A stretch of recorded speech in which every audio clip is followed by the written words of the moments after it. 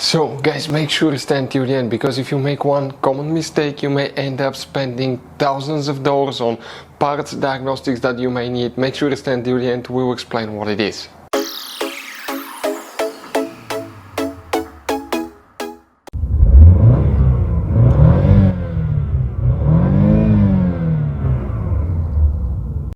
Hey guys, welcome back to Electrical Car Repair Life. Thank you guys for watching and subscribing to the channel. Today will be super helpful video to any of you having a Dodge Challenger right here, that generation from year 2014 to year 2024. If you have warning on the dash that says service power steering, you wonder what causes that, how you can fix it, we'll explain in this video today what we see quite often.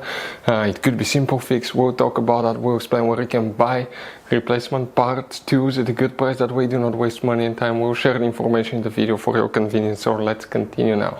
So before we start guys, let us tell you a little bit about us. Every single car we get here at the garage, we try to make at least 200 to 300 free repair videos.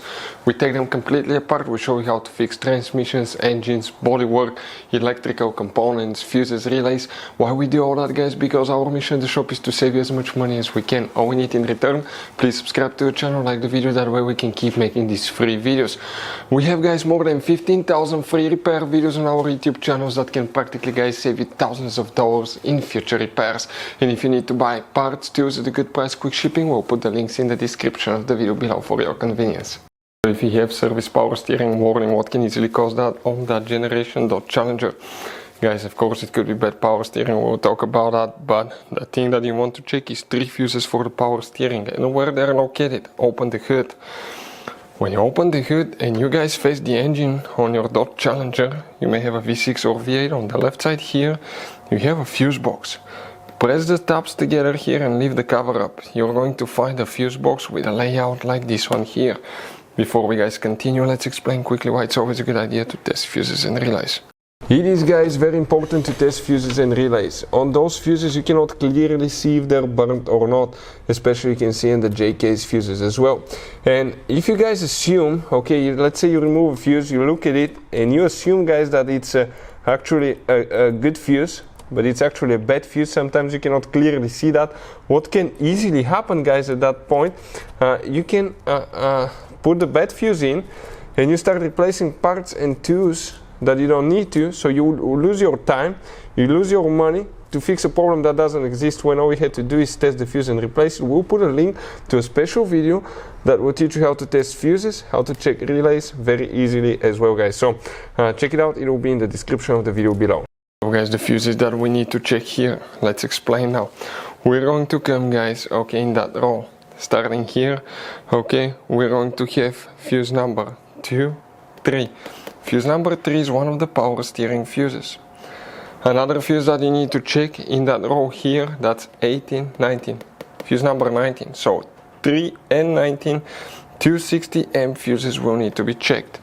Also guys, you need to check fuse 37. That's 39, 38, 37.